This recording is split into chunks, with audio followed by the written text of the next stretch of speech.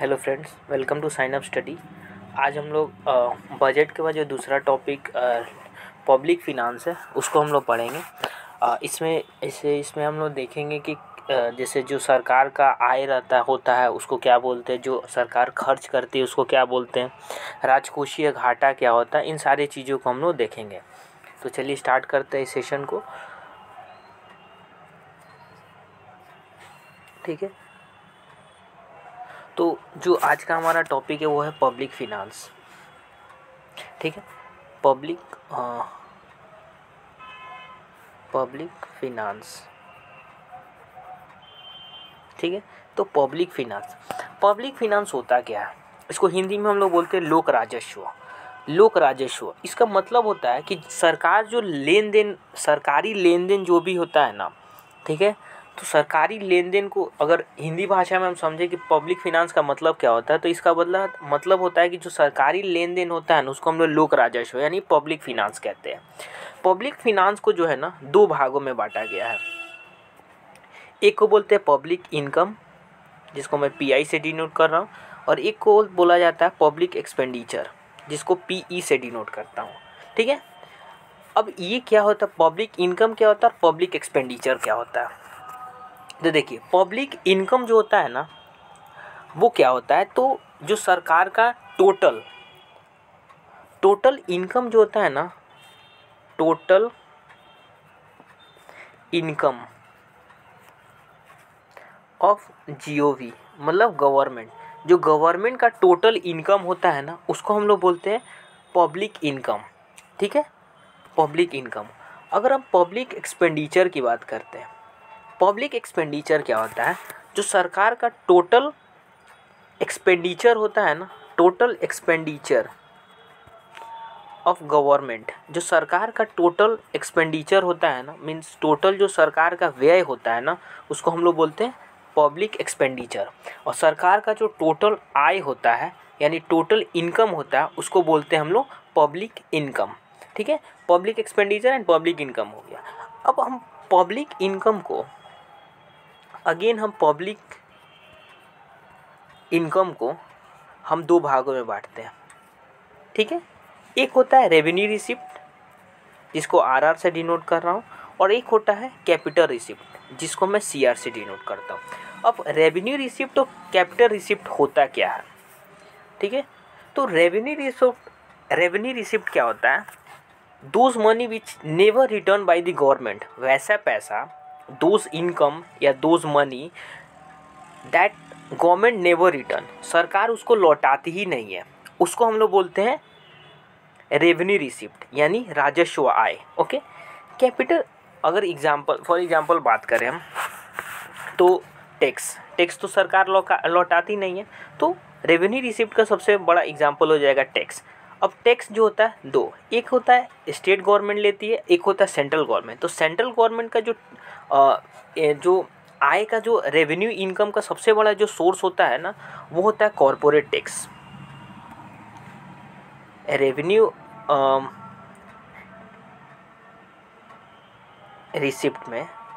Receipt में जो सरकार का सबसे बड़ा इनकम का सोर्स होता है कॉरपोरेट टैक्स, सेंट्रल गवर्नमेंट के लिए कॉरपोरेट टैक्स। अगर वही हम स्टेट गवर्नमेंट की बात करें तो स्टेट गवर्नमेंट का सबसे बड़ा आय का स्रोत होता सेल टैक्स। ठीक है, बाकी अलग अलग चीज़ों पे, लेकिन ये सबसे बड़ा सोर्स होता है दोनों के लिए, ये हो गया सेंट्रल के लिए, हो गया स्टेट के लिए। ठीक है, तो राजस्व आय उसको बोलते हैं, वैसा पैसा मीन्स रेवेन्यू रिसिप्ट वैसे पैसे को बोलते हैं जो सरकार लौटाती नहीं है, और वैसा आय सरकार का वैसा आय जिसे सरकार लौटाती नहीं है उसे हम लोग रेवेन्यू रिसिप्ट कहते हैं।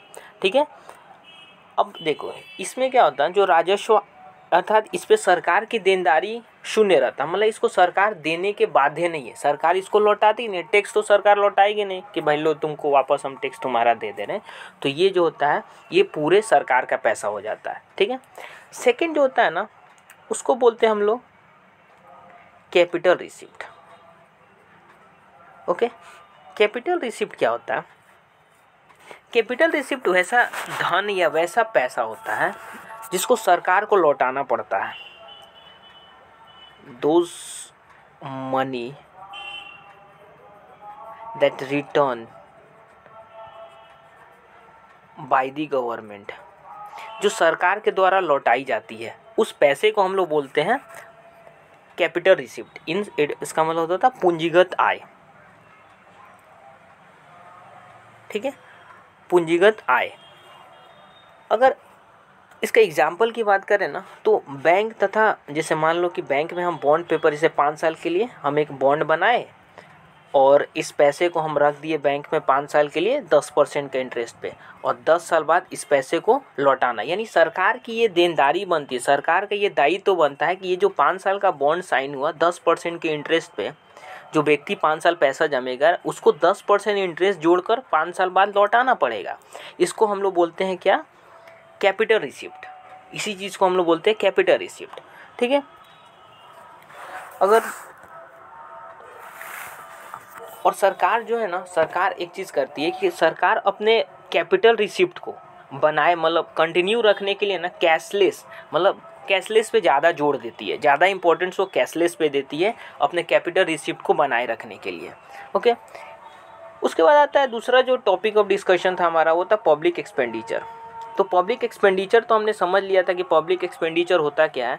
पब्लिक एक्सपेंडिचर मतलब सरकारी सार्वजनिक जो व्यय होता है, ठीक है, उसको हम लोग सार्वजनिक व्यय का मतलब होता है कि जो सरकार का कुल एक्सपेंडिचर होता है ना, उसको हम लोग सार्वजनिक व्यय यानी पब्लिक एक्सपेंडिचर कहते हैं। पब्लिक एक्सपेंडिचर 2 भागों में बटा है। एक बोलते हैं हम लोग रेवेन्यू एक्सपेंडिचर और एक होता है कैपिटल एक्सपेंडिचर। अब ये दोनों में अंतर क्या होता है, ठीक है। तो जो रेवेन्यू एक्सपेंडिचर होता है ना, रेवेन्यू एक्सपेंडिचर जो होता है यह मतलब मान लीजिए कि 2020 में शुरू हुआ तो ज़रूरी नहीं कि 2020 में ही कंप्लीट हो जाएगा, इसमें 2022 तक का भी समय लग सकता है। तो वो चीज़ जिसमें समय लगता हो और प्रोग्रेस धीरे धीरे होता है, उस चीज़ को हम लोग किस में रखते हैं, कैपिटल रिसिप्ट में रखते हैं। ठीक है, मतलब 1 वर्ष में प्रारंभ होता है, मान लो फर्स्ट ईयर प्रारंभ हुआ, 4 वर्ष तक के बाद वो ख़त्म हुआ। एग्जाम्पल है जैसे कहीं पुल बन रहा है, ठीक है, कहीं मान लीजिए ब्रिज बन रहा है, ठीक है, कहीं रोड बन रहा है, ठीक है। तो ये सारी चीज़ें हो गई ना, ये कैपिटल एक्सपेंडिचर में आती है, इसको कैपिटल एक्सपेंडिचर कहा जाता है। लेकिन रेवेन्यू एक्सपेंडिचर किसको बोला जाता है, रेवेन्यू एक्सपेंडिचर वैसा पैसा होता है ना जो मान लीजिए कहीं अगर मान लीजिए हम ये कह सकते हैं कि कहीं मान लीजिए बाढ़ आ गया तो आपको सहायता राशि देना है, जैसे वहाँ के जितने भी लोग हैं उनको सहायता राशि देना ताकि अपने घर को चला पाएँ। तो उस तरह के खर्च को हम लोग बोलते हैं रेवेन्यू एक्सपेंडिचर। ठीक है, जैसे मान लीजिए हमको सब्सिडी देना, छूट देना किसी चीज़ को, तो उसके लिए जो पैसा खर्च करते हैं ना उसको हम लोग बोलते हैं क्या, रेवेन्यू एक्सपेंडिचर। ठीक है, नेक्स्ट अगर हम बात करें तो उसके बाद हम बढ़ते हैं डेफिसिट क्या होता है। डेफिसिट यानी घाटा, डेफिसिट यानी घाटा क्या होता है। अब घाटा कैसे होगा, मान लीजिए अगर नॉर्मल हम सिंपल भाषा में देखिए, घाटा कब होता है, मान लीजिए मेरा इनकम 500 रुपये है और हम खर्च कर दे रहे हैं 600 रुपया, तो भाई वो हमको घाटा ही ना हुआ। तो उसी तरह इसमें भी है कि जब हमारा जो है, जब एक्सपेंडिचर जो है ना वो ज़्यादा हो जाए, जब एक्सपेंडिचर जो है वो ज़्यादा हो जाए, किससे,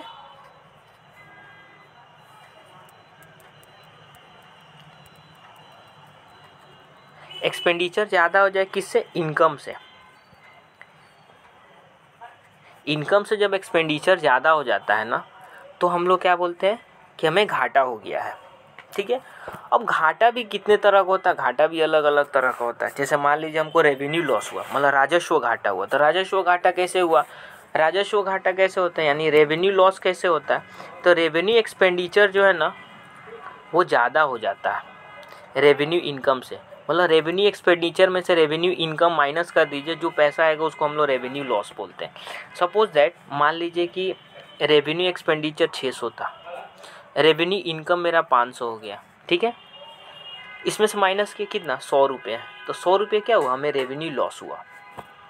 ठीक है, सेम वे अगर हम लोग पूंजीगत घाटा देखें यानी कि कैपिटल लॉस देखें, कैपिटल लॉस देखें, कैपिटल लॉस कैसे होता है, जब कैपिटल एक्सपेंडिचर कैपिटल इनकम से ज़्यादा हो जाए तो उसको हम लोग बोलते हैं कैपिटल लॉस।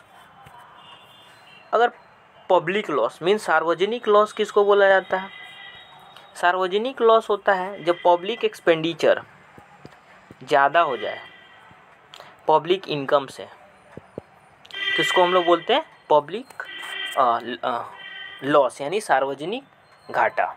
ठीक है,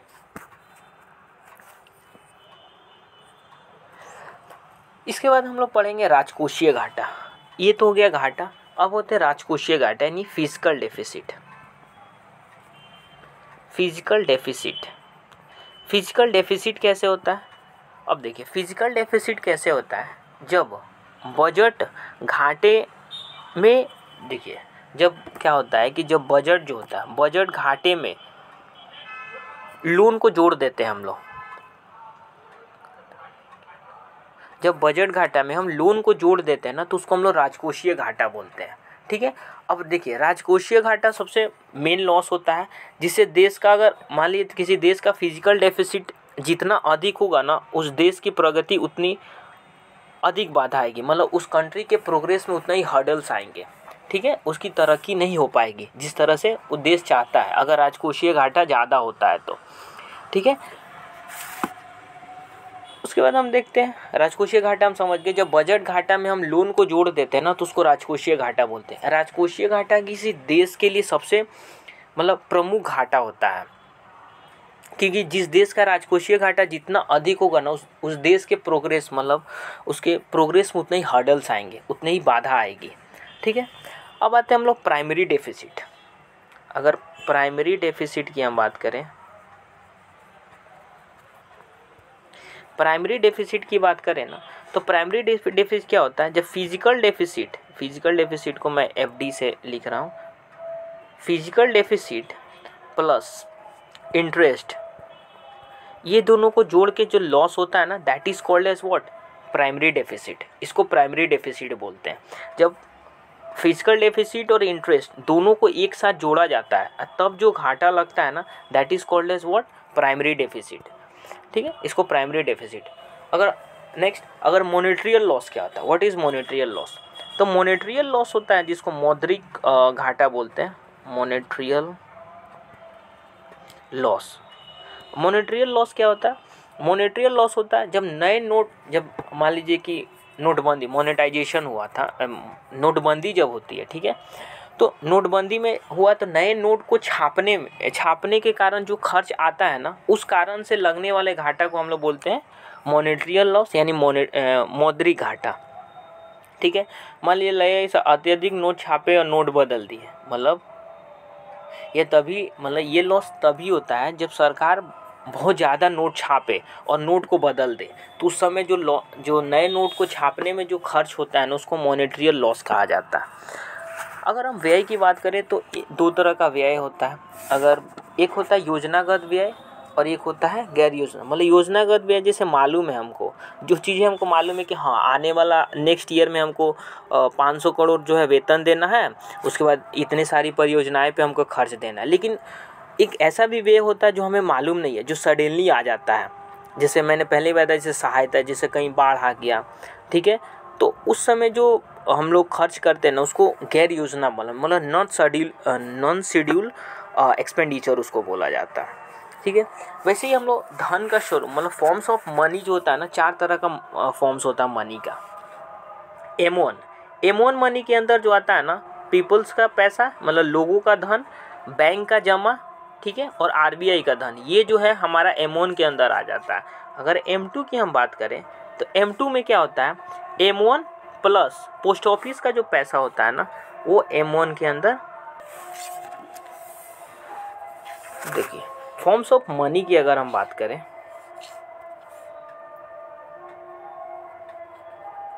फॉर्म्स ऑफ